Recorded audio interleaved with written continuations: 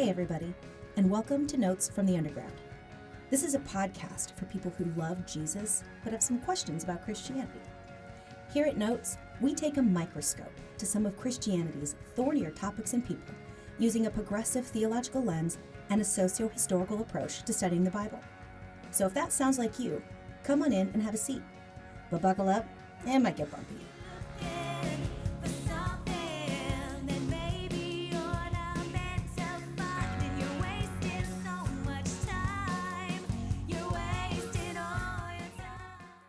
Hey everybody, it's Andy.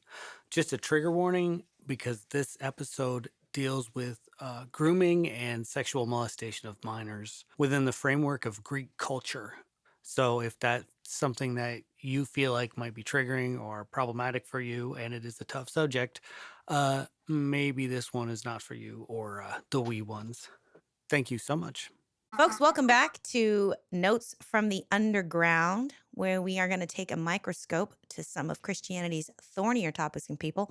I am your host, Tiziana Mom So Hard Severse. How you momming so hard right now? I made you cookies, y'all.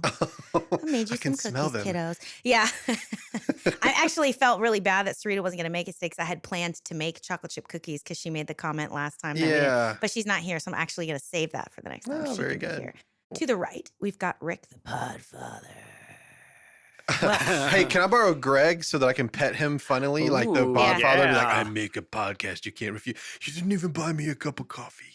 Yeah. And behind the glass, as always, Rocket Man Andy Bishop. Yeah.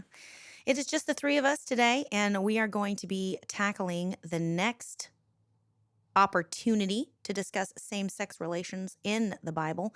We have already covered Genesis. We've covered Leviticus in the last episode.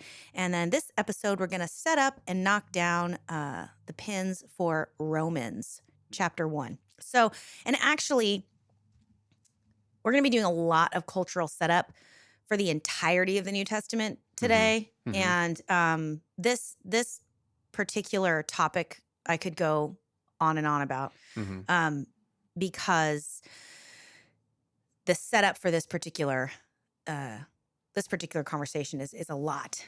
So that's what we're going to be jumping into today. Starting with, I want to start today's podcast by reading a poem. We're going to read a poem by an ancient Greek named Simonides of, here we go, like Argamathea. Amargos. Simonides of Amargos. All right. Women by Simonides. Great start. From the start, the gods made women different. One type is from a pig, a hairy sow whose house is like a rolling heap of filth. And she herself, unbathed in unwashed clothes, reposes on the shit pile growing fat. Another type the gods made from a fox, pure evil and aware of everything. This woman misses nothing, good or bad. She notices, considers, and declares that good is bad and bad is good. Her mood changes from one moment to the next. One type is from a dog, a no-good bitch. A mother through and through. She wants to hear everything, know everything, go everywhere, and stick her nose in everything and bark, whether she sees anyone or not.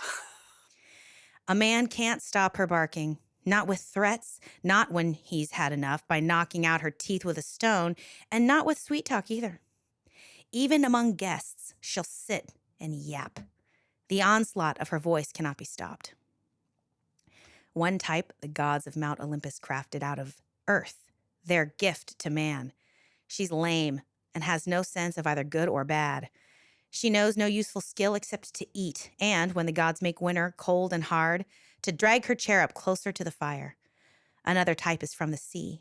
She's two-faced. One day she's calm and smiling. Any guest who sees her in your home will praise her then. This woman is the best in all the world, and also the most beautiful. The next day, she's wild and unapproachable, unbearable even to look at, filled with snapping hate, ferocious like a bitch with pups, enraged at loved ones and at enemies alike.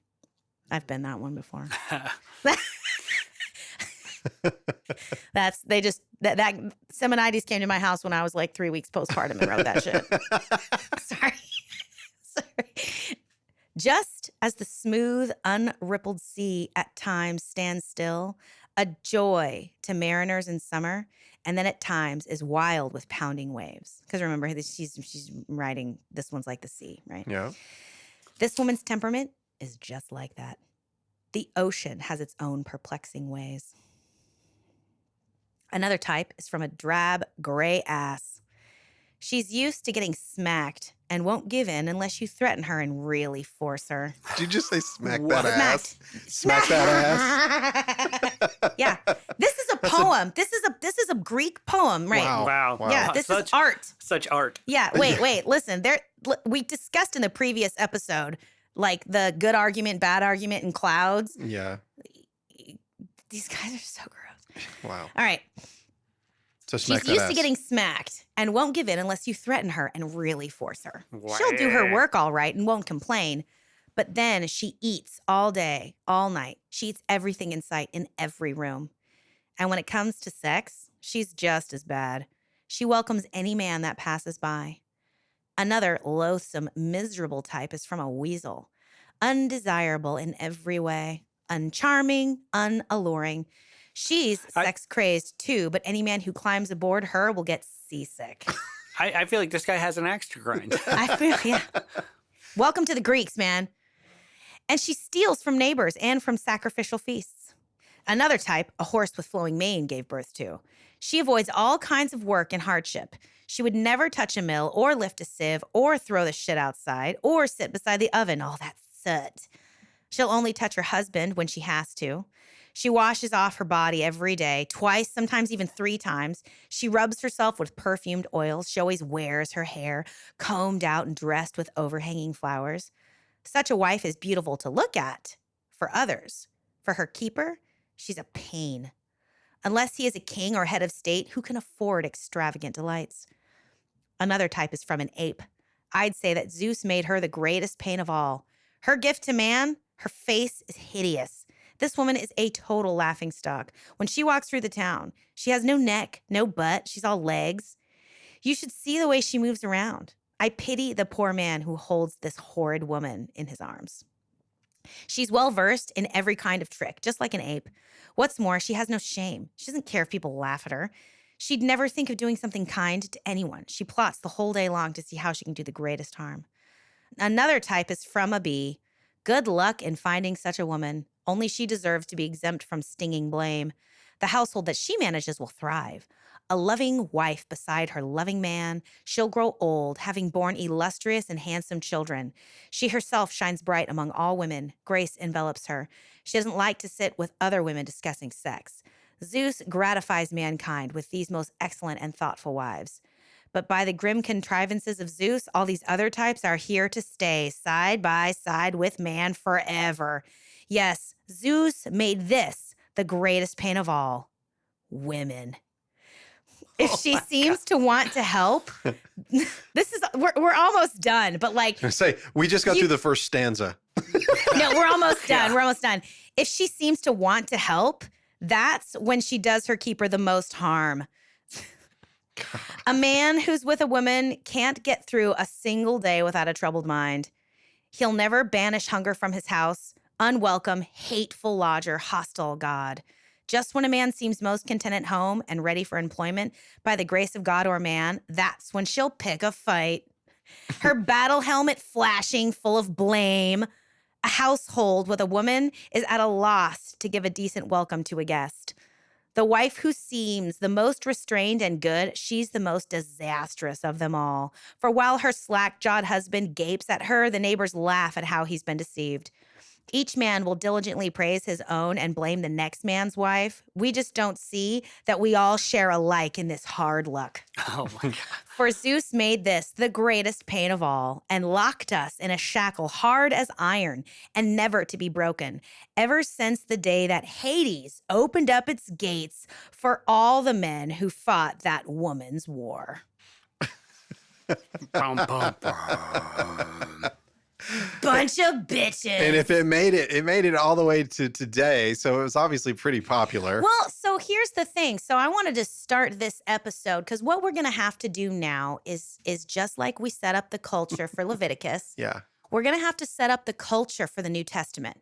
We're going to have to set up what the culture looked like in approximately, between like 40 CE and like, 100 CE, which is when most of these epistles were written, like somewhere in there. We have to do some cultural setup so that we can understand culturally what was going on. So Can I tell you a joke? Oh, yeah. It's a Greek joke. Oh, yeah.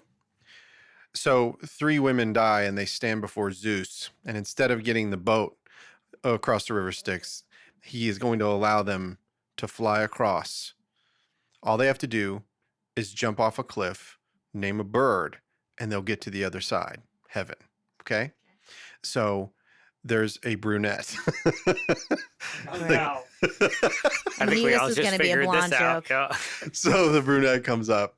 She walks to the edge of the cliff. And she jumps off and she screams, "Make me an eagle!"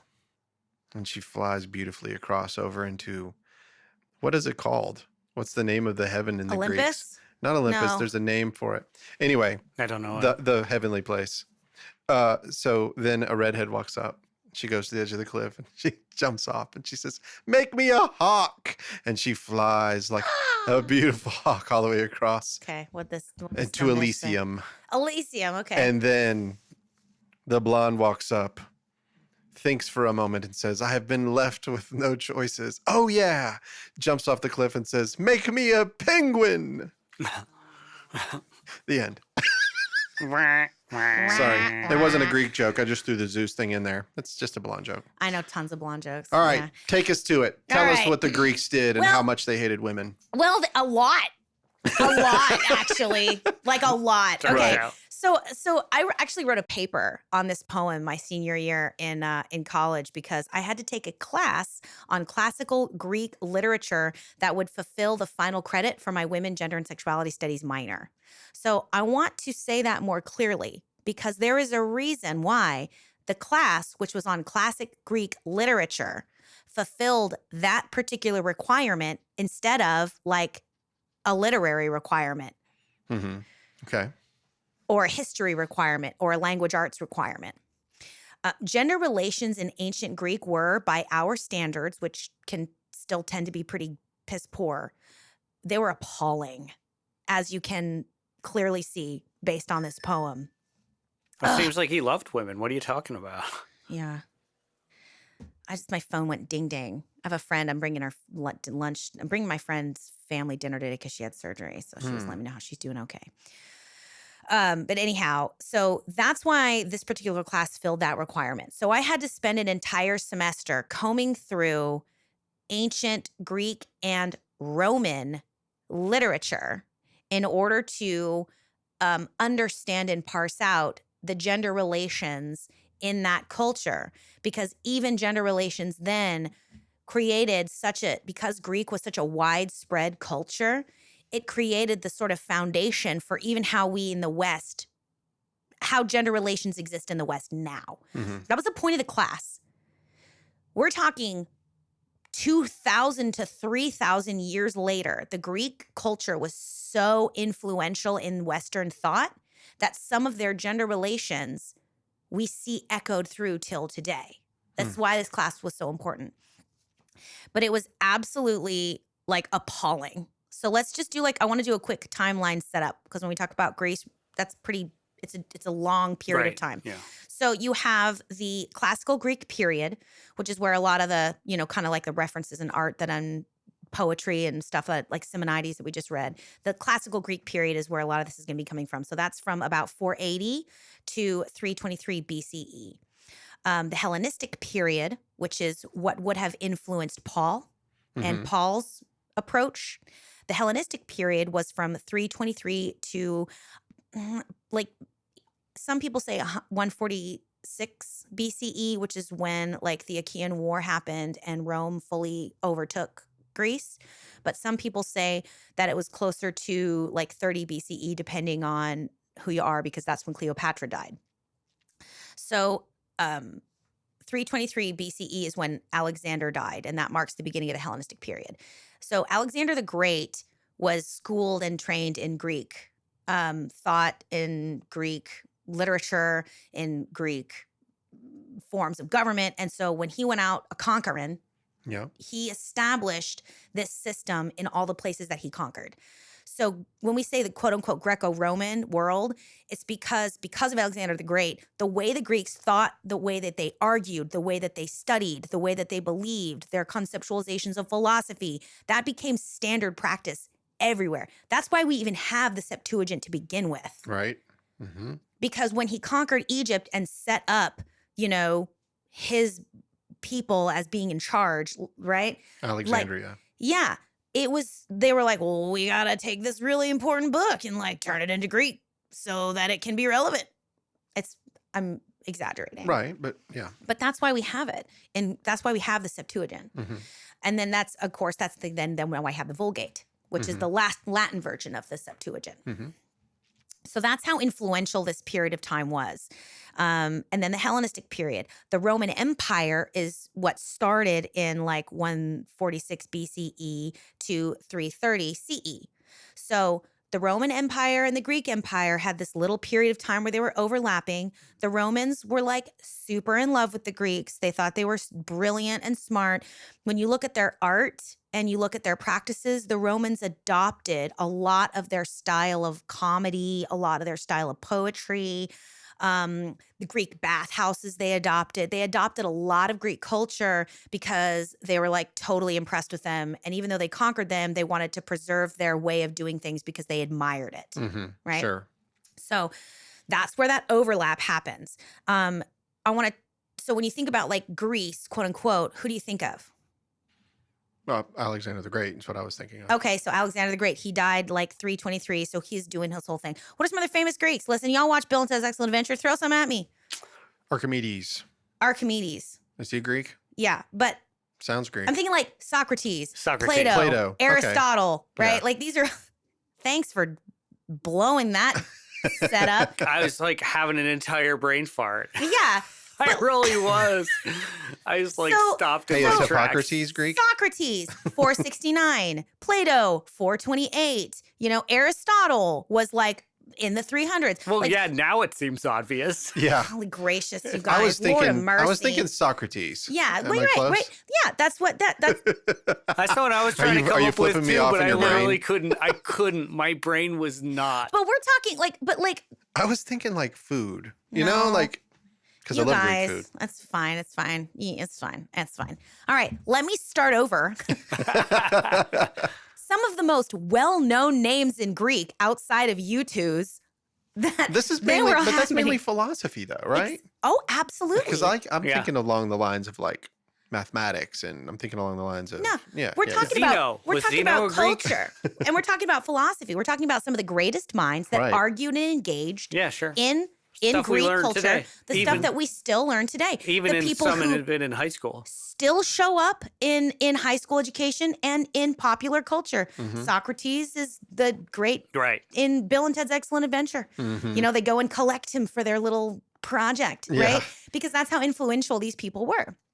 So let's talk a little bit about how those people came to be. There was a certain structure of ancient Greek culture that continued through the Hellenistic period. And we're going to talk a little bit about that. How Socrates came to be Socrates, how Plato came to be Plato, how Aristotle came to be Aristotle, how Aristophanes came to be Aristophanes, great Greek playwrights, Mhm. how Simonides came to be Simonides. Greek culture was very segregated along sexual lines. We've talked about this before. Women were in charge of the house, the oikos, and men were in charge of the polis, the political thought life. Mm-hmm. These two realms were very segregated. What women did was what women were doing. What men did was what men were doing, right? And that began shortly after primary school. The Greek culture and the region of Greece is large, and the United States loosely based its democracy on Greek democracy for a reason. Part of that is like we have all the states that have their sort of their own rights. Mhm. Greece was kind of the same way. Like each individual city had its own schools, they had like general laws and rules that everybody abided by, and it was a democracy, but each Mhm. city kind of had its own rules and its own way of doing things. Yeah. So each city had kind of its own educational system. So when I speak broadly, I'm saying in general, there were differences. For example, Sparta, we all saw the 300, Yeah. right? The Spartans, the warrior class. After Greek had become established and their military training sort of gave way to like a secondary education that was more based on athletics, which is where we get like the Olympics from. Right. Sparta still kind of stayed badass, for example. So like you can't necessarily, like Sparta might have had slightly different rules, but for the most part, if your family could afford to send you to school and school was legal for girls, it wasn't always. Primary school was the last time that you saw boys and girls in the same space. After that, girls' education continued at home. If they were lucky and they had a mother that knew how to read and they had a mother that knew about art and culture, if they had a slave that knew something, they might continue their education. But from that point on, the basics of like math and like, you know, how to speak, that was the end of her education. And all she knew was how to run a household, how to order the right amount of flour for the month. Her education became totally about how to run a household.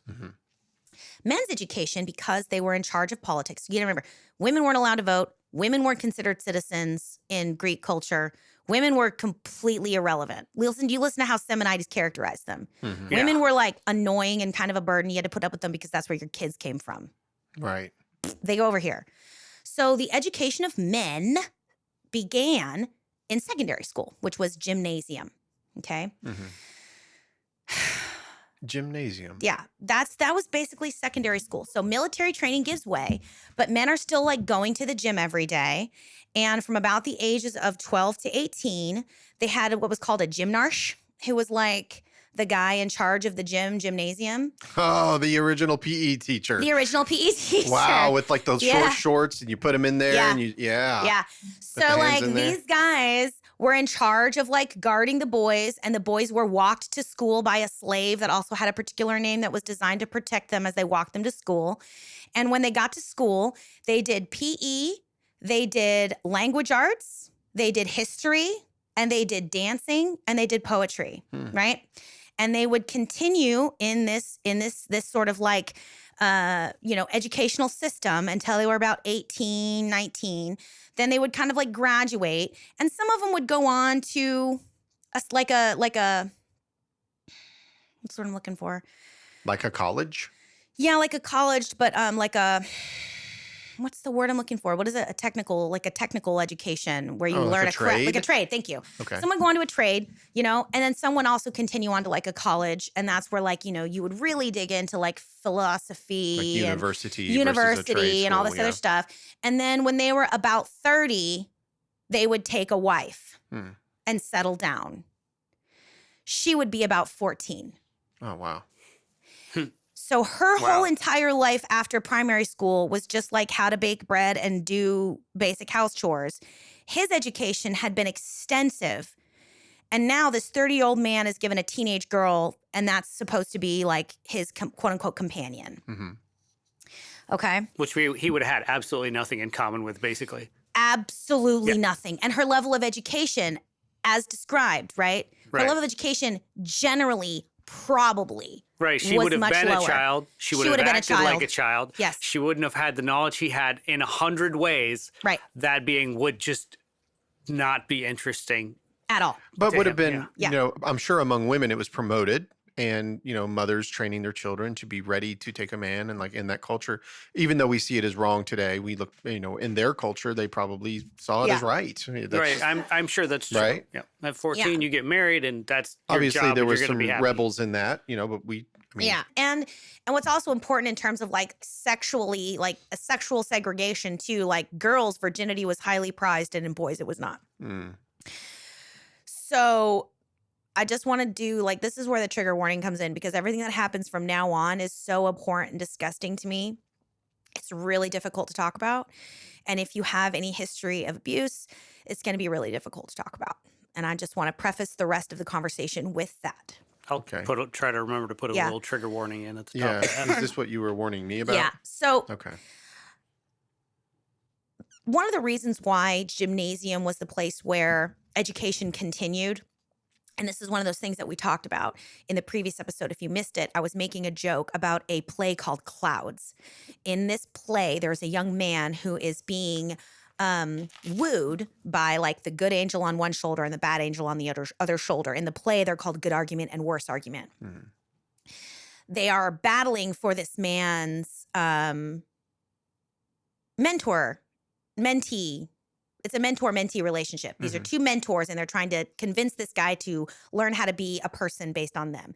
One of Good Argument's discussions talks about gymnasium and how, like, you know, in his day, you know, men learned how to be quiet. They respected their elders. They did what they were told, you know, and the result was a fine physique, a nice rounded rump, and a tiny prick. Right. That was the goal. The reason that was the goal was because the 14-year-old male body was the epitome of Greek sexual attraction. Mm. Prepubescent boys, no hair on their skin, no hair on their face, but like just starting to have a sexual awareness was the absolute epitome of sexual desire. Wow. This is one of the reasons why ancient Greek art depicts men naked but women clothed. It's because women's bodies weren't even considered worthy of sculpting. That's wild. Because they were pig foxes. They were pig fox foxy people. monkey ape. Yeah, they were pig fox monkey. And this also goes back to something else. The gods created them different. Mm. There's another conversation that we're going to continue to have based on like men's ideology of women and what happened at creation. Okay. So within the context then of these young boys that are going to gymnasium and are being enculturated to take over the realm of public life, they're going to be lawyers, legislators. They're going to be creators of art because it's all upper class. There was a mentorship program embedded within gymnasium called pederasty. And in a pederastic relationship, you had an older man who was I want to get this right because I always used to get them screwed up when I was in class. The Erastes. He was the older man, and the younger man was the Eromenos. A pederastic relationship began when the Erastes would literally court the Eromenos with like gifts, usually like financial gifts, but also rabbits and small game. And if the Eromenos' father approved of the courtship, then the Eromenos and the Erastes would go on a camping trip. I see where this is headed. And in Athens especially, there were lots of laws that allowed the Eromenos to, when they came back from that camping trip, deny or accept the mentorship based on whether or not the Eromenos raped him or the Erastes, or was inappropriate in some way. Now, if the unfortunate reality is if the Eromenos accused the Erastes of being sexually inappropriate, then their likelihood of accessing this mentorship program, which was the only way to really climb the ladders of Greek life, was essentially trash. Zero. And they had to come home knowing that their father had given them permission to go on this camping trip because their father approved of this man.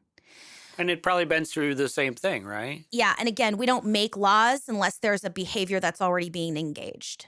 So there was a law on the books that allowed, and this is just Athens. Like I said, each city had their own like gymnasium.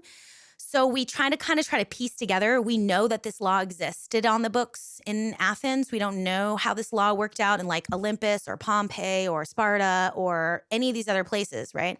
But we can kind of like extrapolate.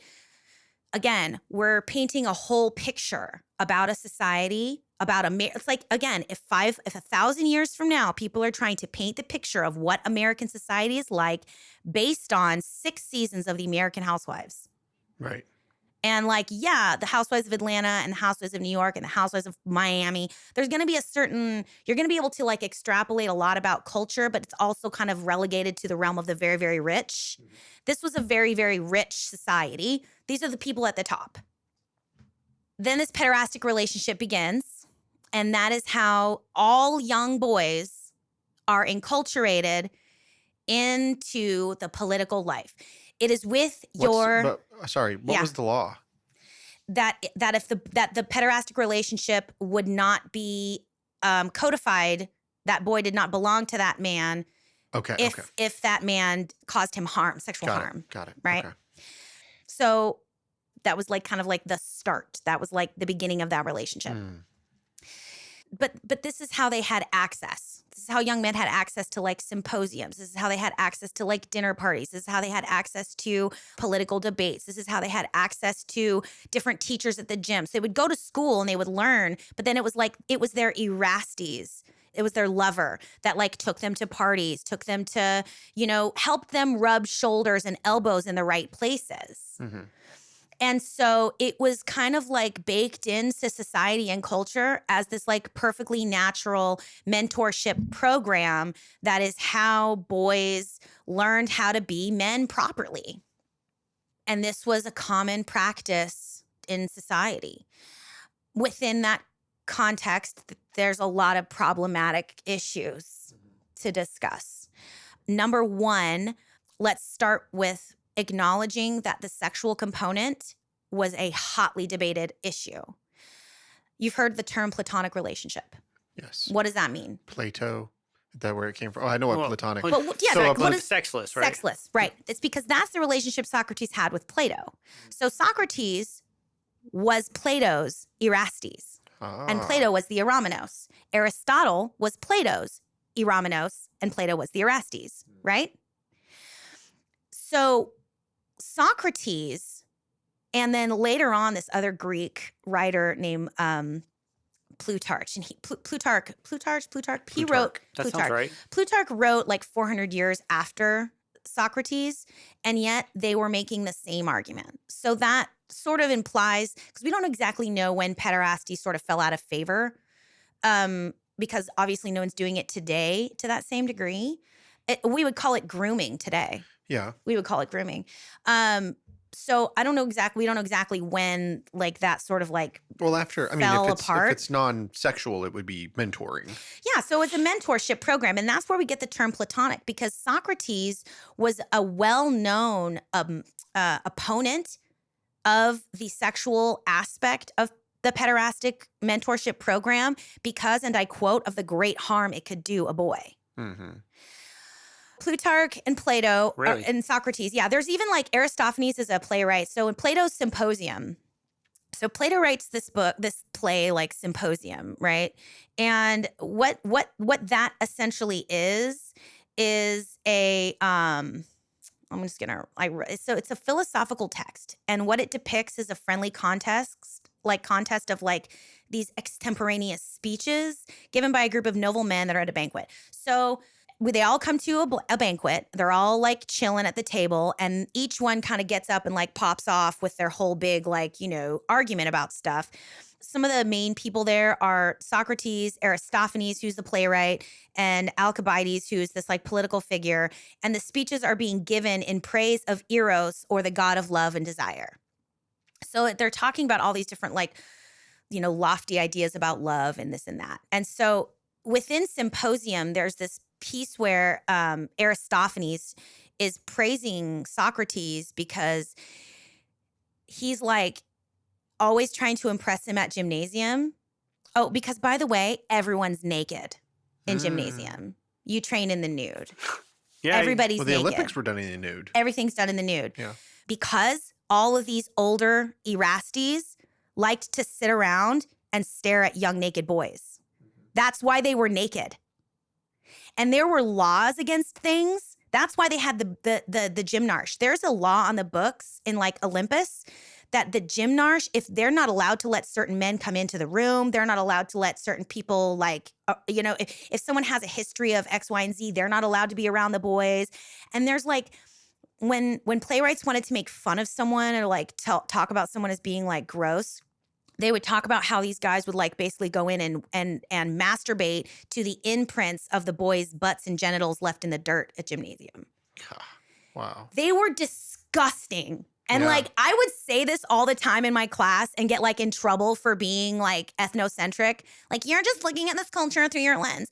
No, I'm looking at this culture through the lens of a person who has read enough psychology to understand just how deeply damaging child abuse is. Yes. And the fact that Socrates and Plato and Aristotle and Plutarch are like, this is gross, attests to the fact that I'm not the only one that thought this was gross. Well, Right. the fact that it's used as a slur, which you just talked about, the imprint of the shows that, I mean, there would have been a reasonable segment of society that probably wasn't okay with it. But the problem was what you said. You have this mentorship program, a camping weekend, which that might be a thing you save for after you learn how somebody is, not at the beginning of the relationship.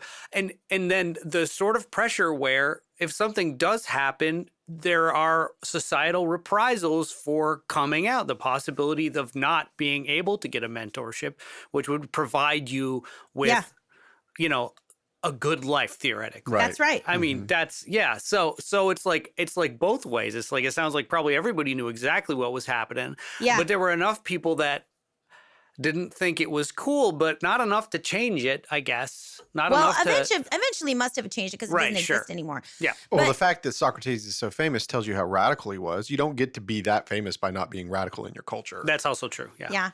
There's nothing wrong with the idea of a mentorship program. The problem was with this embedded sexual component. Right. And like, I have with me right now the source book for a lot of these kind of like basic documents. And like, some of the pederastic poetry that I had to read in order to like get through this class is like it's really telling, because it tells you the Erastes were constantly being accused of and painted the picture of just being like panting dogs after these boys. Just panting dogs. They are like, and what's interesting is the epitome of their sexual desirability is when they were the closest to femininity. Once the boys started to grow hair, their desirability was lost. They were the most sexually attractive when they were the closest to looking like girls. Wow. Right before puberty was complete. Let me read some of this pederastic poetry. Boy, since the goddess Cyprus gave you a lusty grace and your beauties every boy's concern, listen to these words and for my sake take them to heart, knowing how hard it is for a man to bear desire. Boy, as long as your cheek is smooth, I'll never stop praising you, not even if I have to die. For you to give still is fine. For me, there's no shame in asking. Since I'm in love, at your knees I beg, respect me, boy, give pleasure, if you're ever to have the gift of Cyprus with her wreaths of violet. When it's you who's wanting and approaching another, may the goddess grant that you get exactly the same response. Wow. When it's your turn to rape a little boy. Wow. Yeah.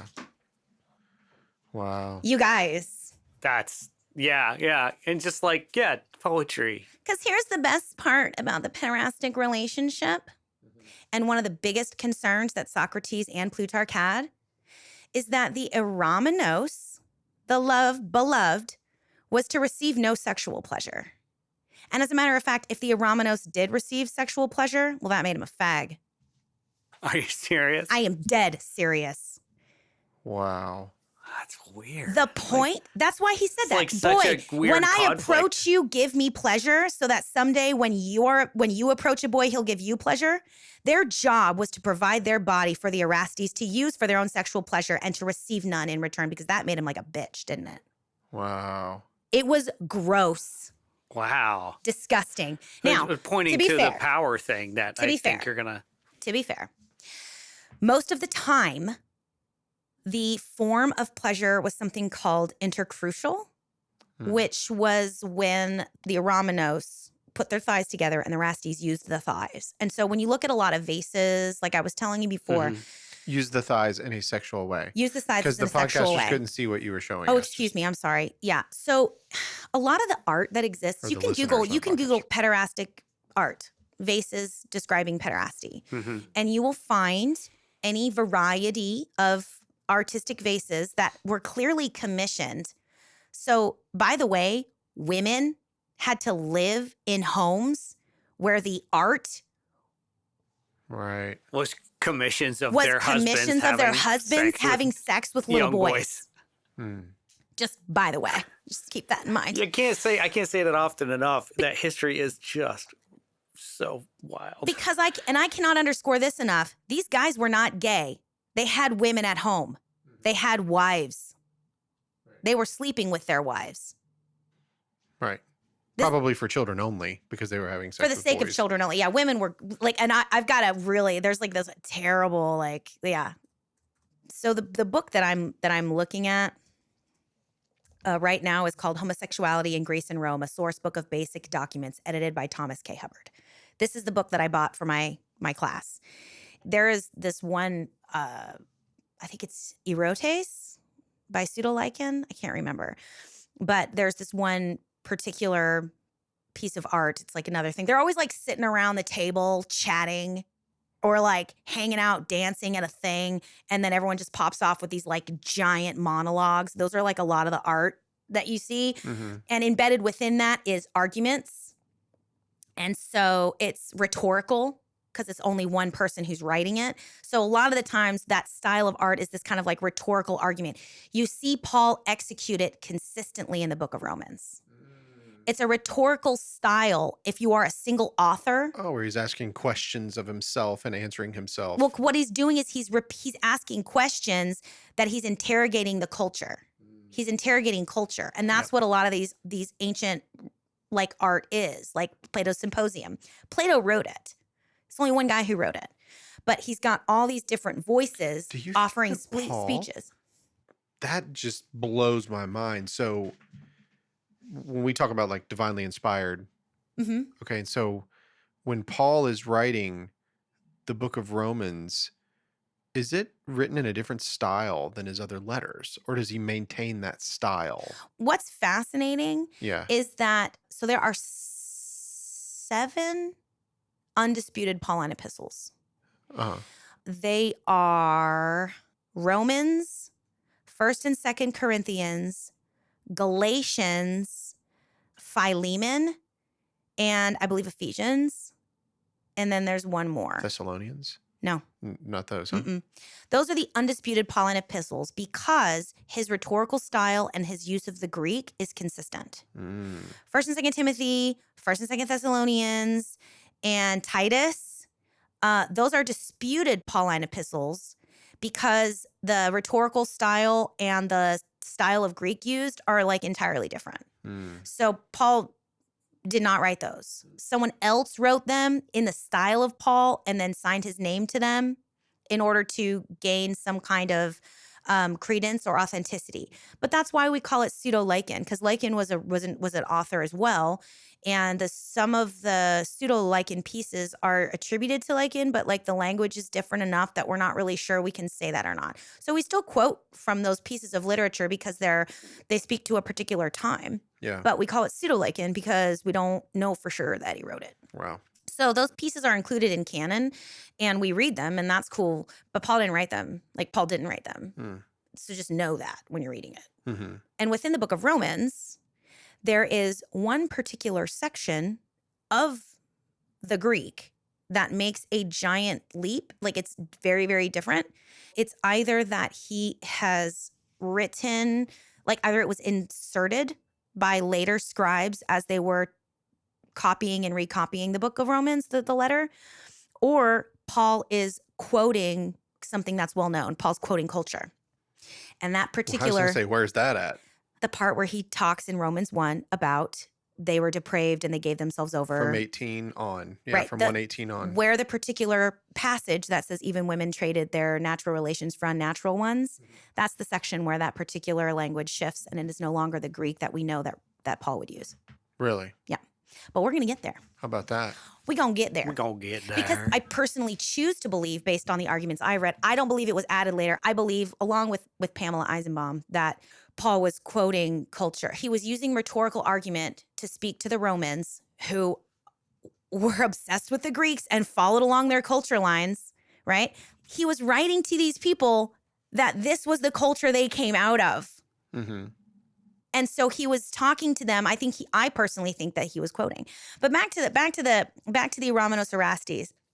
So there's this one symposium where this guy is talking about women and like what an absolute burden they are, and he literally declares. I think it's in Erotes. And I think Pseudo-Lycan wrote it, and I think that's where this comes from. But he's basically saying women are such a friggin' burden that like we basically should just chain them up and use them as breeding mules. Oh, God. Man. Now, keep in mind, not everybody felt this way. Sure, of course. Socrates is well known for having loved his wife. He loved his wife. He probably taught her. He probably married somebody that had the potential, and because he was so deeply invested in uplifting humanity, he taught her too, probably. He loved his wife. And that's the thing that Aristophanes, who is in later other art and other poetry and other comedies, will poke fun at Aristophanes, because Aristophanes probably actually was gay, like in real life. Mhm. Aristophanes never got married, and Aristophanes lived his life with another artist, and Aristophanes coiffed his hair and put on makeup and perfumes and stuff like that. Mhm. That was normal, because because like I just read, boy, as long as your face is smooth, I will never stop loving you. The social rejection that some of the Romanoses felt after they had been showered with affection and gifts and given access as soon as they hit puberty and And then started they got to a turn little into facial men. hair, and then Yeah, when they stopped looking like girls, they would just like kick them to the curb and go get another younger man. I mean, it's essentially as gross as what you would say about like the typical approach to like the 18-year-old girl being this, so she's my cherry pie, Yeah. right? Mhm. It's that, only it was teenage boys, young boys. And they would just like kick him to the curb. So lots of men would try and prolong that period of desirability by like shaving their hair and kind of wearing their hair in a feminine fashion and sort of like dressing in a certain way, perfuming themselves in a certain way, because they didn't get married till they were like 30. But they would get abandoned by these people who said they loved them, you know, when they were like 18. And so they would try to like prolong it, right? And so Wow. Aristophanes never stopped doing that. And so people would make fun of him and poke fun at him and stuff, but it was also kind of like lighthearted. So there almost did seem to be whatever. They'd be like, whatever. That's just kind of like how he is, whatever. Yeah. Yeah, it was a little bit like you'd poke fun at a but friend Aristophanes almost or makes this something. joke about like how he would he was like talking about how Socrates, because again, you got to think about Plato's Symposium.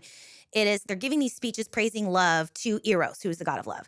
And Aristophanes is saying like Socrates is the best because I was always trying to seduce him at gymnasium by looking super good. And this one night we had to sleep together and I kept cuddling him and trying to get him to like do stuff. And Socrates was like, bruh, like go to sleep. You're touching. Go to sleep. And in that argument, he even says something like, I love my wife, back off.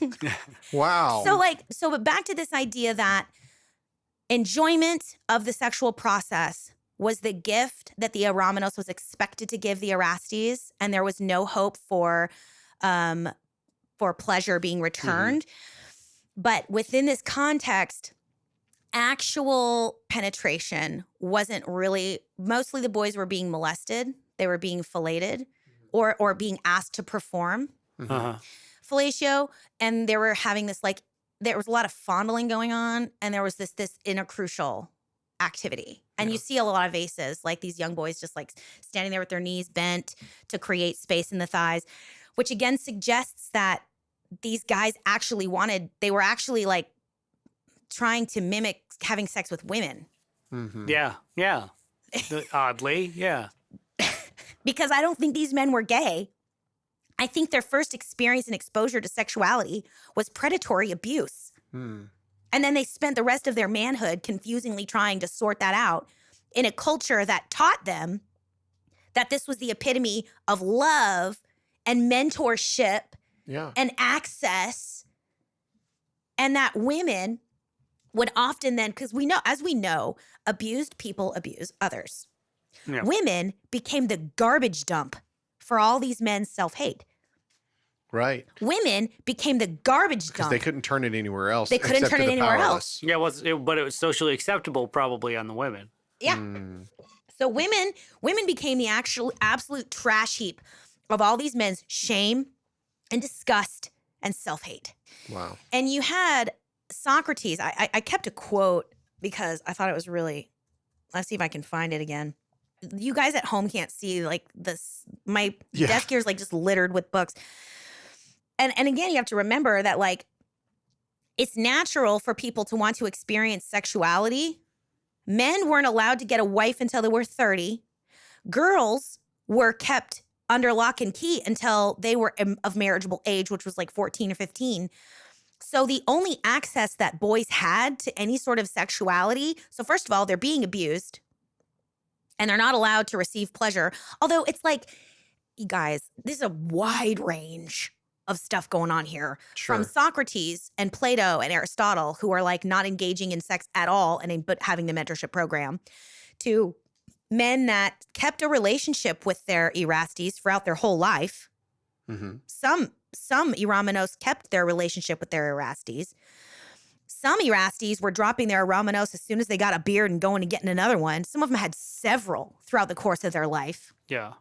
I was curious when you said Aristophanes stayed with a man. Was it the one that he was with from the beginning? Or I don't think so. Okay, it was just because they were the different. same age. Oh, okay. I didn't realize that. Also, within the vases and depicting the vases, you have a lot of same age pairings. So these boys are being abused, and then they're going to gymnasium and they're wrestling around with each other butt ass naked. And so they're all fooling around with each other too, because that was the only place that you could exercise any sexual activity.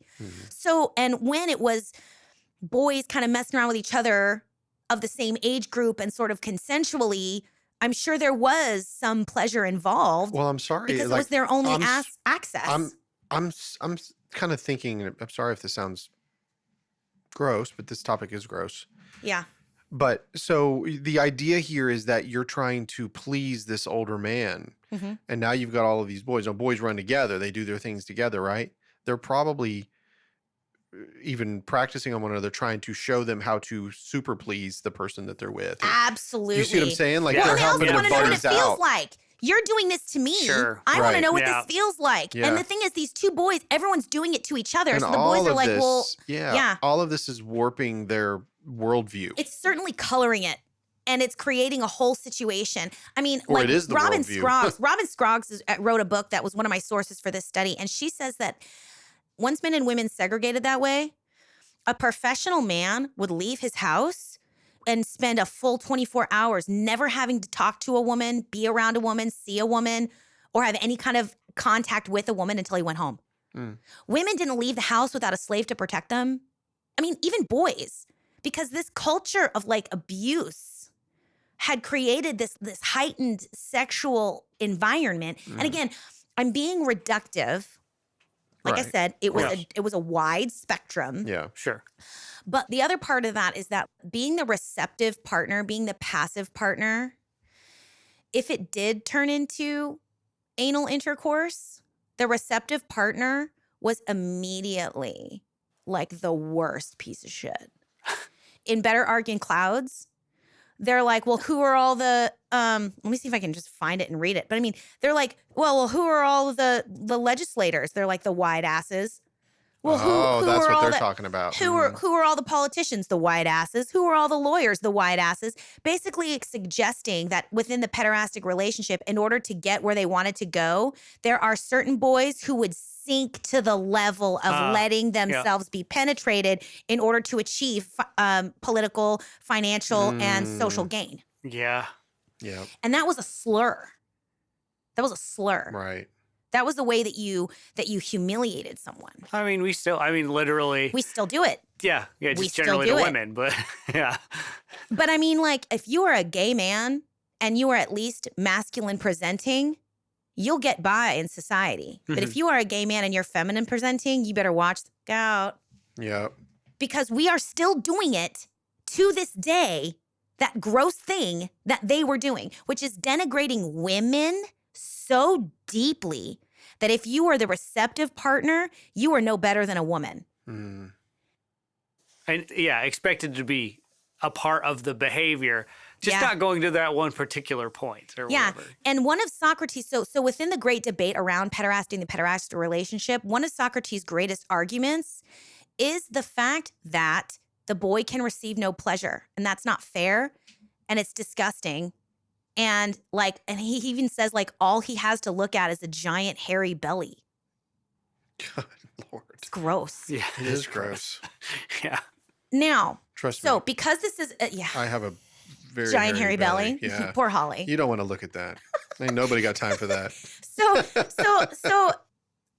all right. So within this construct of the argument, the great argument around pederasty and its sexual component, you've got all these people on all these different sides arguing. One of the arguments that began to happen for pederastic relationships is that it was more natural.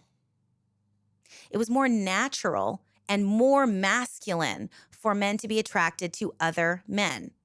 Wanting to sleep with a man and being attracted to a man was the epitome of masculinity, because wanting it and admiring masculinity was tantamount to elevating it. Mm-hmm. Yeah. And back to Simonides on women, there's this one particular, it's mentioned in Hedwig and the Angry Inch. I don't have the energy to Google it. What is it? Hedwig and the Angry Inch? The play Hedwig and the Angry Inch. The musical, to be specific. There's a song where there's the most popular song from Hedwig and the Angry Inch. Put on my makeup. No, it's about looking for your other half. It's about when you're trying to find someone to love. That is based on an actual piece of Greek literature that suggests at the time where humanity was created, men and women were literally created differently. And like mankind was broken apart, and it has to try and find its way back to itself. Mm-hmm. And so there's Tear Me Down, Wig in a Box, In Your Arms Tonight, Exquisite Corpse.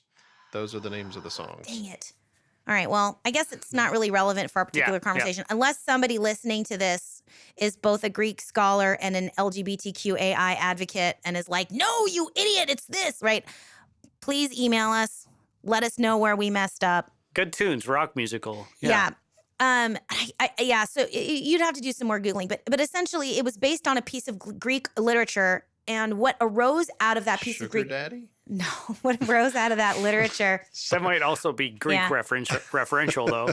Well, it's okay. It's fine. Yeah. I'm so sorry. I'd never heard of it, and so I looked it up, and I'm like, The Origin of Love. The Origin of Love. See, bam. See, I did the work, and bam. That's The Origin of Love. All right, so let me just Google it really quick, because I think that would be... I have it right here, actually. The Origin of Love is based on a speech by Aristophanes in Plato's Symposium. The speech describes 3 different sexes: men attracted to women, women attracted to women, and men attracted to women. They were split in 2 by the gods, leaving them with the desire to seek out their other half.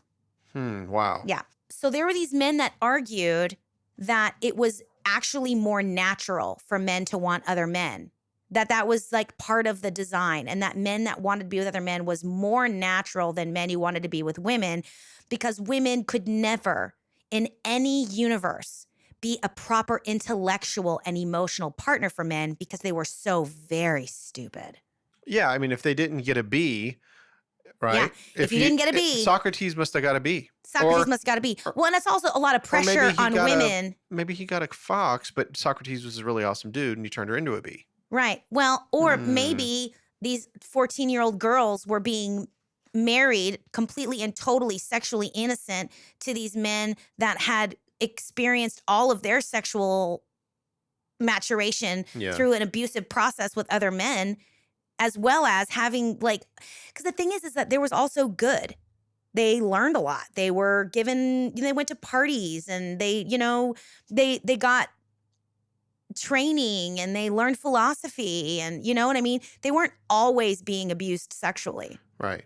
And that's what makes it confusing. But like all the servant boys were served naked.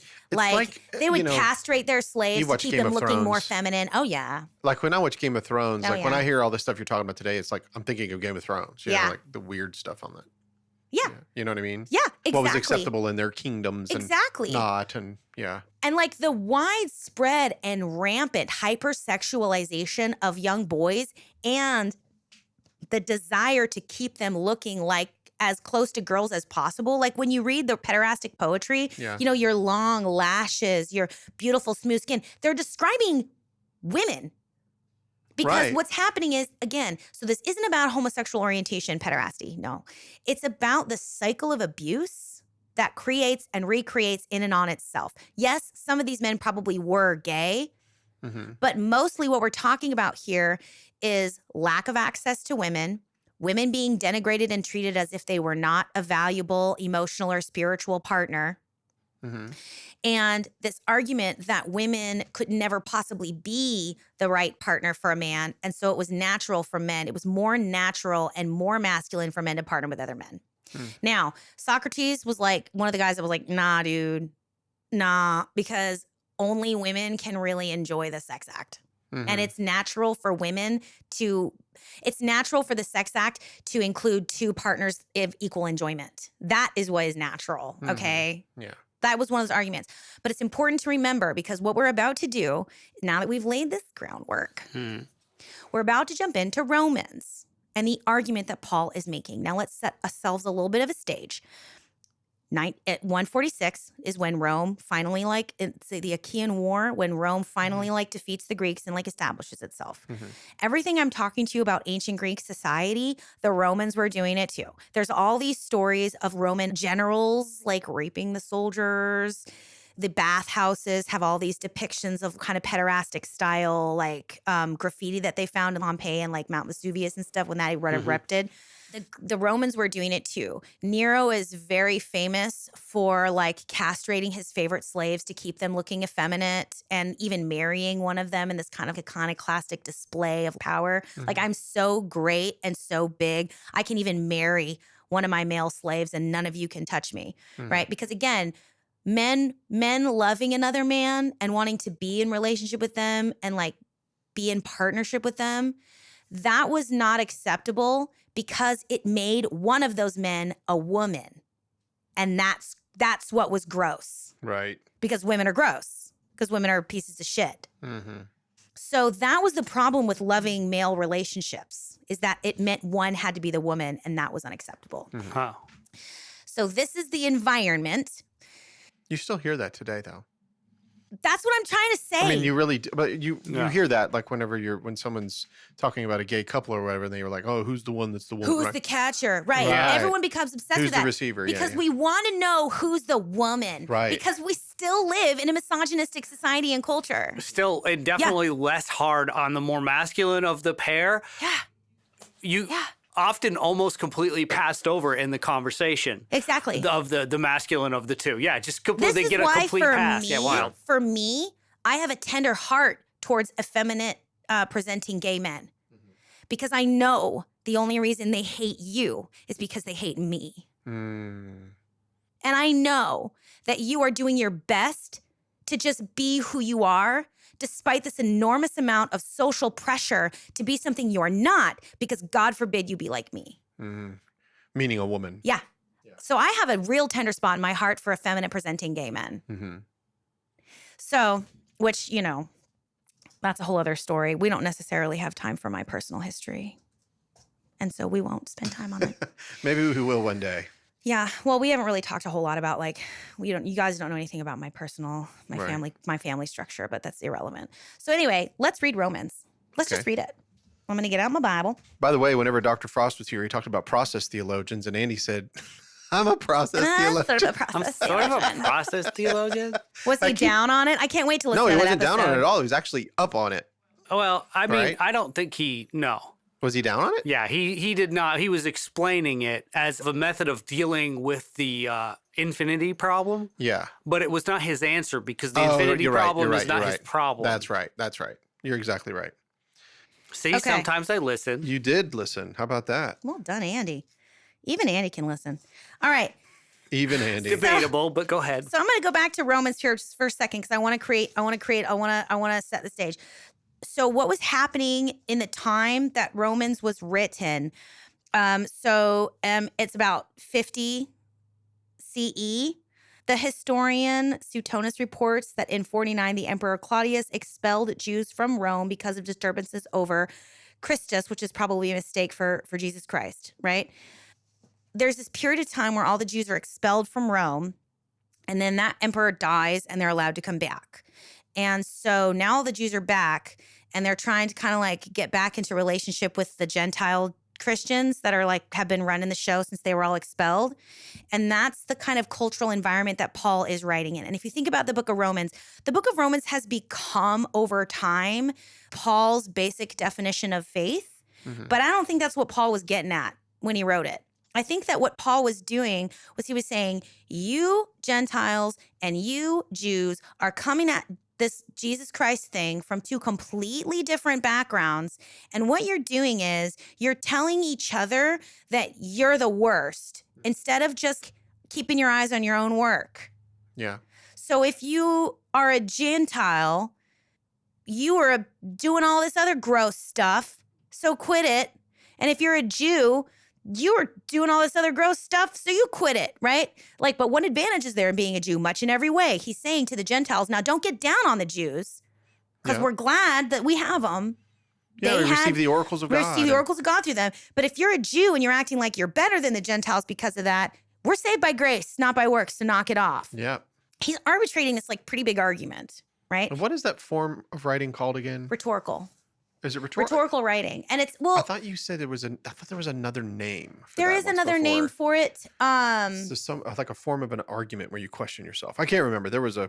Yeah. Well, and it also, there's other types, you can, I'm not a Greek scholar. I took one class on ancient Greek literature when I was an undergrad. Yeah. Okay. And I've already learned so much more just from that one class and your extra research. Yeah. Yeah. Can you imagine if we spent decades studying it, what we would learn? Right. When I took this class, that's when the passage in Romans, the passage in Timothy, and the passage in Corinthians, that's for me when the scales fell from my eyes and I saw what they were talking about. I was like, oh, this is what they're talking about. This was gross. Let me, just for fun, gentlemen, I'm going to read you. Because now we're about to read about Romans, but like, why not? Why not just get it all out? I'm going to read you a story. Plutarch, love stories. Then this is circa 735 BC to 730 BCE. Mm-hmm. So these events, if historical, would have occurred around 735 to 730 BCE. The story is alluded to by Alexander of Aetola, an early Hellenistic poet. And it tells the story of an Argive family that settled in Corinth, which we all know as 1st and 2nd Corinthians. This Melisius had a son named Actaeon, the handsomest and most modest youth of his age, who had many lovers, chief of whom was Archias of the family of Heraclidia. In wealth and general influence, the most outstanding man in Corinth. Now, when he could not gain the boy by persuasion, when it says lovers, he had many people that were pursuing him for the Eromenos-Erastes relationship. But the boy was modest, which is another gross aspect of it. The more they fight off the men, the more that they're like desired. So gross. Okay. So now when he could not gain the boy by persuasion, he determined to carry him off by force. A trigger warning for everyone. Trigger warning right now. Okay. So he got together a crowd of friends and servants, went in as a drunken frolic to the house of Melisius, and tried to take the boy away. But his father and his friends resisted. The neighbors also ran out and pulled against the assailants. And so Actaeon was pulled to pieces and killed. The assailants thereupon went away. But Melesius took his son's body and exhibited it in the marketplace of the Corinthians, demanding the punishment of the men who had done the deed. But the Corinthians merely pitied him and did nothing further. So, being unsuccessful, he went away and waited for the Isthmian festival, when he went up upon the temple of Poseidon, shouted accusations against the Bacchae, and reminded the people of his father Hebron's benefactions. Whereupon, calling upon the gods to avenge him, he threw himself down from the rocks. Not long afterward, the city was afflicted by drought and pestilence, and when the Corinthians consulted the oracle concerning relief, the god replied that the wrath of Poseidon would not relax until they inflicted punishment for the death of Actaeon. Archias knew of this, for he was himself one of those sent to consult the oracle, and voluntarily refrained from returning to Corinth. Instead, he sailed to Sicily and founded Syracuse. There he became the father of 2 daughters, Ortega and Syracusa, and was treacherously murdered by Telephus, who had been his beloved, that's Eramenos, and sailed with him to Sicily in command of a ship. Wow. So, like, Corinth, when we read in 1 Corinthians, the clobber passage of don't do this thing, this is one of the, like, major tales of the founding of the city of Corinth, is this young boy who was pulled apart to death by a raiding drunken group of rapists who are trying to steal him away from his father's house and rape him. Because he didn't want to go. Because he was so cute. Yeah, he was cute and he resisted. Because he was cute and he resisted. Wow. Guys, listen, there's a lot of stuff that God really doesn't like, and it's important for us to know what that stuff is. Child abuse, of the degrading of young boys, and the hypersexualization of young boys is part of it. So if you have a little boy and you call him a lady killer, and you have a little boy and you say, oh, he's just flirting with the girls, knock it off. You're hypersexualizing a child. Stop it. Wow. Anyway. Yeah. Do you feel passionate about what you just said? It's because the hypersexualization of boys is allowed. We do it all the time. Yeah. Because it's a holdover from this cultural period of time. We make little jokes about our boys being flirty and being lady killers and all this other stuff. It's a holdover from when little boys were being sexualized early so that they could be the object of sexual desire while they were still prepubescent. Mm-hmm. It's not okay. We have got to start protecting and preserving the innocence of our boys the way that we do our girls. Mm-hmm. It's much in the same way that you described how God was taking Egypt out of the Israelites. Yes, he's taking Greece out of us. He's taking Greece out of us. Yeah, dude, for real. I hadn't even thought of that, but it's true. Yeah. Like, we really have got to stop with, like, the hypersexualization of all of us. Really. Yeah. It's one of the reasons why I think non-binary people are the way of the future. That's my neighbor. It's fine. I'm ignoring everything today. I've gotten so many phone calls. The vet called. We're gonna wrap wanted to up. make sure it wasn't about Jubilee. No, because Heather's got her. All right, so here we are in Romans. We've got this situation. This is the culture wherein Paul was raised. And here's the other thing. Paul was a Hellenistic Jew. Right. Paul was highly educated in Greek oratory skills and in Greek literature and in Greek writing. You can tell by the way he wrote his Greek, this man was highly educated. Yeah. And he was educated. He was a Hellenistic Jew. So he was educated in all of this Greek style of culture. So the Hellenistic Jews are like doing their Jew thing with all these Greeks around him doing all of this stuff. And the Hellenistic Jews were like appalled. Mm-hmm. And they used to like tell their young boys, don't hang out with Gentiles because they all have chlamydia. Right. They used to tell them that. So like Jewish boys, like this is where a lot of the heat from like stay away from Gentiles, this is where this is coming from. Yeah, Really? Sure. Oh, yeah. Again, you're living in a culture where no one is protecting these boys. Mm-hmm. No one's protecting the boys. Right. And so what are they doing? They're being preyed upon, and then they're preying on each other. Because that's what happens to boys when they're abused. Sure. They become abusers. Right. And so you've got all these, so the Hellenistic Jews were just like, don't hang out with those guys. Right. And they weren't wrong. No, They weren't wrong. They weren't wrong. They weren't wrong. But what we as Christians today can understand is that what they should have been doing instead of judging the Gentiles for being nasty is trying to protect their boys from the cycle of abuse that these poor Gentile boys were trapped in. Mm-hmm. Because when you think about Romans, there is neither Greek Nor Jew. nor Jew, Nor male. nor male nor female, nor slave nor free. Nor free. Because these were the categories that the Romans were talking about. This is the categories of people. Right. You were either a Greek or you were a Jew. Yeah. And those words are incredibly explosive Yeah. to both sides of the coin, right? So there's neither Jew. Like you did a great job just arguing like, hey, man, don't go there, Jew. Don't even try to. It's not by the law. It's not by, it's not by works. So get over yourself. So it's a powerful, powerful piece of ancient literature, man. So it changed our world. Absolutely. So, Paul, a servant of Jesus Christ, called to be an apostle, set apart for the gospel of God, which he promised beforehand through his prophets and the Holy Scriptures, the gospel concerning his son, who was descended from David according to the flesh and was declared to be Son of God with power according to the Spirit of holiness by resurrection from the dead, Jesus Christ our Lord, through whom we have received grace and apostleship to bring this. Paul is so long-winded. Yeah. He always has been. But a lot of letters in for so confusing too. Anyway, so then Paul's like, okay, first I thank my God through Jesus Christ for all of you because your faith is proclaimed throughout the world. Blah, blah, blah. He's just setting the stage. Right. Right. You don't mean blah, blah, blah about the word. You just, no, you're not trying to get in to any the way, point. shape, or form. Not in any shape or form. I know. So the point is the power of the gospel. For I am not ashamed of the gospel. It is the power of God for salvation to everyone who has faith, to the Jew first, and also to the Greek. For in the righteousness of God is revealed through faith for faith, as it is written, the one who is righteous will live by faith. Now, right here is where in the original Greek, Paul's language shifts. It shifts right here. Huh. But in the English, we don't get it. But scholars think either that it was inserted by later scribes or that Paul was in perfect alignment with the rhetorical style of the day, like Jesus used to do, and then they would quote something that everyone else would know. Yeah. For the wrath of God is revealed from heaven against all ungodliness and wickedness.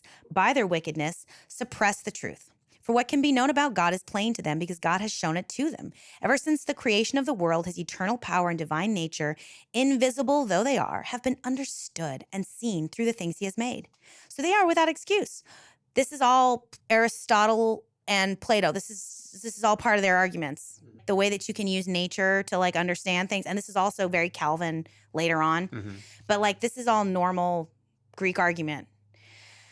So they are without excuse. For they knew God. They did not honor him as God or give thanks to him, but they became futile in their thinking and their senseless minds were darkened. Claiming to be wise, they became fools, and they exchanged the glory of the immortal God for images resembling a mortal human being or birds or four-footed animals or reptiles. Therefore, God gave them up to the lusts of their hearts to impurity, to the degrading of their bodies amongst themselves, because they exchanged the truth about God for a lie and worshipped and served the creature rather than the Creator, who is blessed forever. Amen. For this reason, God gave them up to the degrading passions. Their women exchanged natural intercourse for unnatural, and in the same way also, the men, giving up natural intercourse with women, were consumed with passion for one another. Men committed shameless acts with men and received in their own persons the due penalty for their error.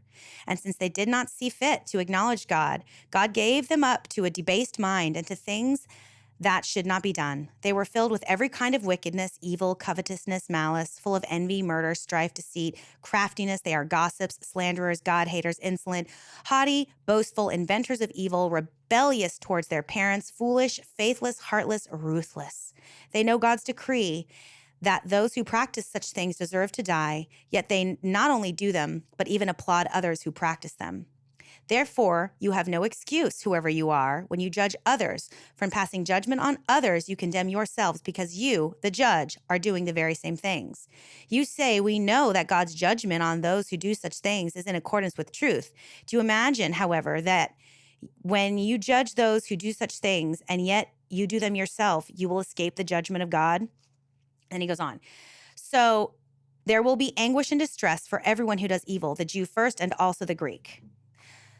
For God shows no partiality.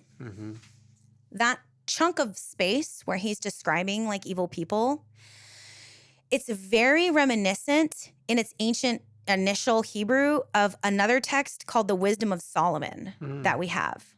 And that particular argument is very much in line with the way that Hellenistic Jews characterized the Gentiles and the Greeks as their way of protecting their boys from being intermingling with the Greeks, but also as a way of like maintaining a segregation from their culture. And again, when we talk about the sort of social environment that pederasty had crafted, there was this argument that it was more natural for men to sleep with men than it was for men to sleep with women because women were so gross and useless, they could never possibly afford a proper emotional partner. So what he's saying is women also exchanged their natural relations with men, which was one of partnership and love and connection and elevation because God gave men and women in his image. Women exchanged natural relationship with men for unnatural relationship with women. Women were like, you know what? Screw you. You guys think we're pieces of shit? Fine. We'll just love one another. What Paul's talking about and what Paul is describing, so first of all, he's using rhetorical argument because then he says, if you pass judgment on those people, you're passing judgment on yourself. Knock it off. Right. Quit being so judgy. So first of all, Paul's not saying that is what he believes. He's quoting the Hellenistic Jewish approach to condemning Gentiles. That's what he's doing. That's why the language shifts in the Greek, in my opinion. Again, we don't know because we weren't there. I've read several opinions about it. I don't think it was put in later by a scribe. I think Paul wrote it differently on purpose because I think he's writing in the style of the Wisdom of Solomon because he's actually quoting the Hellenistic Jewish approach and belief system about Gentiles. And part of that belief system was, amongst the Gentiles, that sex with women wasn't natural because women were such pieces of shit. That's just, yeah. Wow. That's what he's talking about. Wow. He's not talking about natural, loving relationships between a person with a homosexual orientation. He's talking about rejecting your own heterosexual identity in favor of a homosexual identity because it's the only place as a woman you can receive anyone to validate your identity. And for a man, because you've been so abused by men, you don't even know how to react to women anymore. Yeah. Because most of these people weren't gay. Most of these people were heterosexuals that had been so abused and so discounted that they started engaging in homosexual relations because that was the only place they could. That was the only recourse they had for managing their abuse. Yeah, I mean, it was acceptable as part of their culture for men. Yeah. And women were left to themselves to figure it out. Yeah. Because they were treated like crap. They were treated like breeders. They weren't educated and they weren't loved. They weren't honored. They weren't cherished. They weren't lifted up. In the women poem, they were completely looked at, denigrated. Yeah, I mean. Yeah, and I wish I could remember I have it in the source document where the guy literally says women should just be kept chained in the basement for breeding purposes. That's so crazy. If I was a woman in that period of time, I probably would have been a lesbian too. Sure. Whether that was natural to my inborn orientation or not. Do you see the difference? You didn't have to have a miserable relationship, you know. Yeah, any way you could possibly feel love. And let's be honest, that's still true today. Yeah. That is still true today. I'm not saying that is for everyone, but I am saying that, you know, I even as a child, after what I went through, I struggled with my identity and I wondered, you know, I asked myself the question, am I bisexual? You know, but because of what had happened to me, right? Yeah. And so by the time I become teen, I realized that I didn't have an attraction to men. What I had was the confusion about what sex was with men. Because of your abuse. What had happened. That's right. So then as I fell in love and had a wife and kids and all that stuff, and those things went away, but I can see where it wouldn't for some. Right, sure. And I could, you know what I mean? It depends on the level of abuse or whatever it might have been. And there are some men, for everybody. There are some men like Socrates, and there are some men that eventually got married and had wives. There are other people that wrote arguing that wives were good and it was okay and it's fine. But it's almost like it's like, oh, they're not all that bad, right? So there were men that were able to not. I mean, research shows us 70% of abused people become abusers. 70% of abused people become abusers. That means 30% of abused people don't. So it's possible that 30% of the male Greek culture was like grew out of that. Maybe their abuse wasn't that bad. Maybe like the guy experienced a bit of remorse. Again, it's levels. Levels. It's a spectrum, right? So yeah. But that is what Paul's talking about. Mm-hmm. That's what Paul's talking about. And a lot of people have, one of their arguments against, homosexuality is that God created the marriage and God created men and women to be, a picture of his love for us, and that's why only heterosexual relationships are reasonable. But I disagree. And what I believe is that God did create men and women as a picture of God's ultimate design, but every person walking on this planet is a combination of the egg and the sperm. Mm-hmm. We carry that war inside of us. Mm-hmm. And Jungian psychology, Jung believed that all men had an inner woman called an anima, and all women had an inner male called the animus. And that learning how to make peace, men with their inner female and women with their divine male, was kind of like the key to balanced and healthy life. And that when you had an unhealthy and unbalanced relationship with your own inner anima, then you as a man overly objectified women. You had too much, you had basically too much dude in you, Mm-hmm. and you were had an unnatural expectation of women to fulfill a certain role. And same with women. Yeah. So I do believe that there is a divine desire to reconcile man and woman, but I think that side happens internally, and I think it happens culturally. I have met gay men who despise women. And I have met gay women who despise men. Mm-hmm. That despising of the opposite sex, that's not okay. Mm-hmm. That God doesn't like that. It's not God's ultimate design for women to only love other women and in the process of that become despisers of man. Mm-hmm. And it is not God's design that men, if they choose to love other men, become then despisers of women. That's not God's design. I also know a gay man who spent his entire career as an OBGYN in the military, deeply and passionately served women. And when I had my C-section and struggled with feelings of guilt and condemnation, I called him and he lovingly counseled me through it. Yeah. That man happens to have a homosexual orientation, but he doesn't hate women. Mm-hmm. He loves women. He's a champion for women. He fights for women. Right. That person is not failing God's design. Yeah, I think as with all things, like you said, it's a spectrum. All of us are on a spectrum of. I've talked about this in regard to autism in the past. Like I heard somebody say everybody's on the spectrum. Like everyone That's kind of what is a on the spectrum spectrum is. somewhere Yeah. in autism, which I don't know. But to say, okay, everyone is autistic, that's a different. I don't look around and saying everybody's autistic, but he says everyone's on the autistic spectrum. When you say that, it's kind of like, are you picking up what I'm trying to lay down here? Well, Kinsey says the same thing. Kinsey, I can't remember his first name. I had to read about him. There was a movie that Liam Neeson starred in called Kinsey. He was a professor of biology. Well, he's a professor of biology at first, and then he was counseling all these young couples that just didn't understand how babies got born, and so they had all these dumb ideas. So he started this giant project of doing the sexual histories and proclivities of all these different people, because he was trying to study sex and sexuality. And he's the one who came up with what's called the Kinsey scale. And the Kinsey scale is if 1 is completely heterosexual and 10 is completely homosexual, most people actually chill at 4 and 7.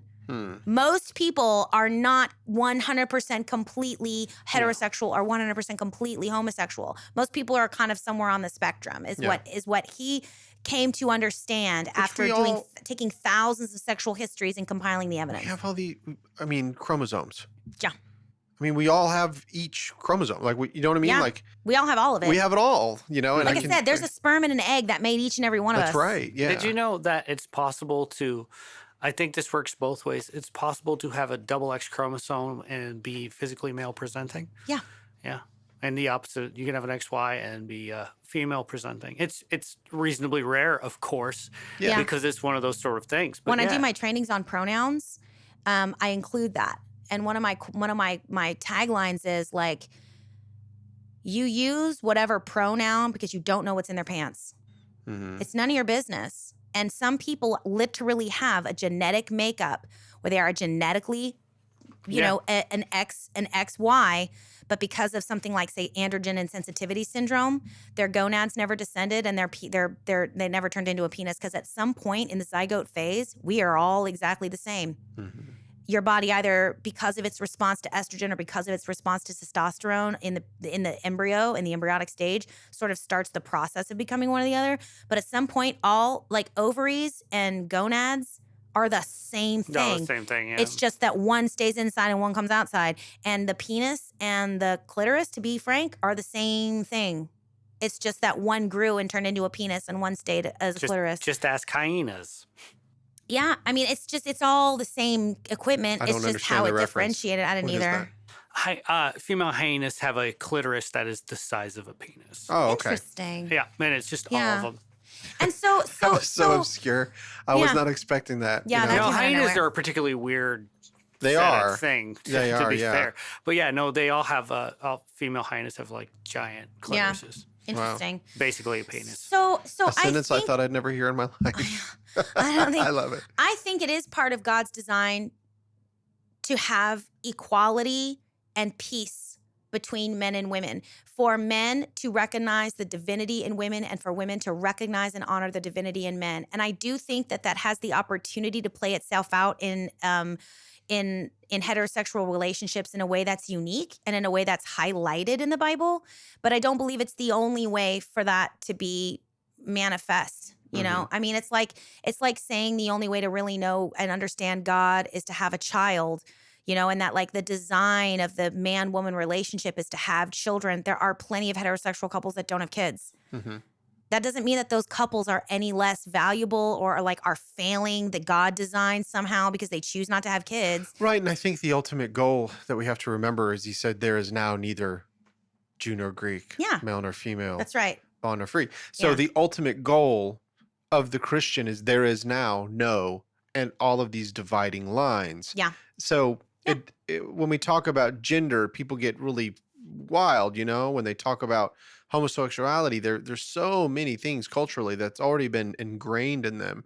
It's hard to talk about. Then you Yeah. have those people who have endured abuse Uh-huh. on both sides, Yeah. and it's difficult to talk about. Yeah. I think it's safe to say that when God gave his son to the world, that he saved the world. He didn't pick particulars. He saved the world. Yeah. It's the great equalizer. It's the equalizer, and Christ was that great equalizer. Yeah. And so whenever you're talking to other people, remember Christ died for the world. That when I'm talking about from our biblical studies, like I want to remind people that, Yeah. you know, that when you are to love others, like I don't, if I ever have this discussion, because for me, like I've always had a certain viewpoint, you know, Yeah. towards homosexuality, which was, it is wrong. That's how I've always believed my whole life. It is wrong. I've been told it. I've thought it. And this study's been incredible because first of all, I didn't know all of this background. This has been incredible. But, you know, I always try to remind everybody that I just say, have you ever told a lie? Like, I love to say that. Because, Yeah. like, why? Why would I say that? Because that is the great equalizer. We're all the same. Like Sure. the Bible makes it pretty clear that there is none righteous, no, not even one. Yeah. Regardless of what you might think of any particular topic that we go through, Yeah. the great equalizer is that we're all the same. Yeah. We're all the same. We are all the same. And we all go through a process of rebirth. And I think that on the other side of that rebirthing process, I think it is possible to have your mind and your spirit expunged from some of these practices that were abhorrent to God, Mhm. but also still remain with a homosexual orientation. Mhm. It's just incumbent upon you with that orientation to choose relationships that are mutually consensual, Mhm. mutually gratifying, committed and loving, Mhm. and only have power dynamics that are Yeah, non-abusive. that are not abusive, and to not live in a reality wherein you segregate yourself from the opposite sex entirely. Like, I think that's the problem. When a lot of this started to shift is when like things started to shift for women and women started being allowed into things Mhm. and women started some of the diehard control started to slacken and women started to have a little bit more social and political power and like access to education. Once women entered the sphere, then men were no longer the only source of sexual gratification. Some of this kind of went away. Mhm. It's the segregation of the sexes that's unnatural. Yeah, it's sure. living, It's it's just the segregation of the sexes that's unnatural. Mhm. We are designed to live in relationship with one another. We all got here because we live in relationship with one another. If our moms and dads didn't get bissay, none of us would be here, regardless. Any sort of segregation allows you to other the people that you're not exposed to. Exactly. That is what is unnatural, is the segregation of the sexes. So I do not believe that verse is a catch-all condemnation of any and all homosexual relationships. I don't. And I think I've made that clear. I do believe that it is a commentary on the segregation of the sexes that results in homosexual relationships that are counter to a person's inborn heterosexual identity because they've been given no option and they've been enculturated through abuse. That's what I think that's about. Well, you made your case very strong. Yeah. We only got 2 more verses to get through, but this has already been a tough one and a long one. So we're going to go ahead and call it.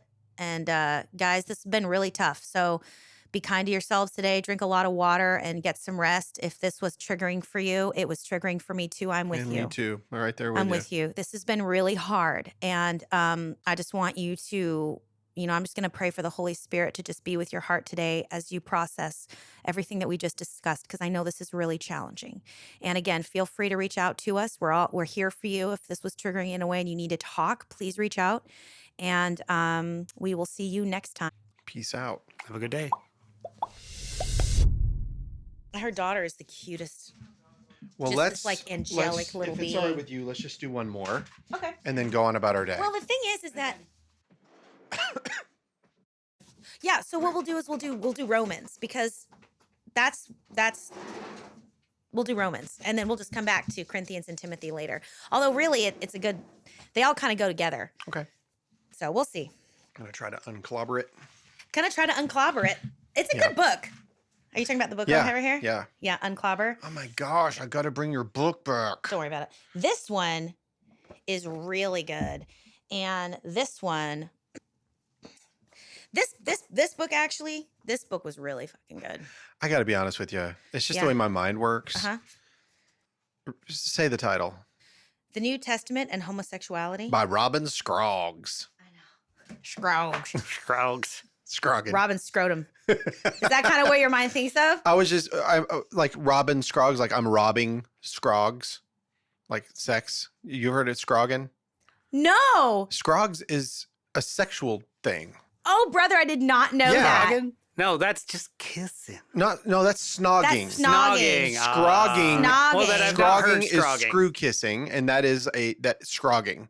Oh my God. So when this says Robin, like I'm stealing sex. Robin the New Testament and Scroggs. Homosexuality by Robin Scroggs. That's hilarious. Poor Robin Scroggs. She obviously has no idea. I've never heard that one either. Yeah. Like I tell you what, tiny penis necklace. That is Tiny that's the penis word of the Penis day. necklace. Yeah. All right. Well, let's just jump right in because I think we're ready. Are we rolling?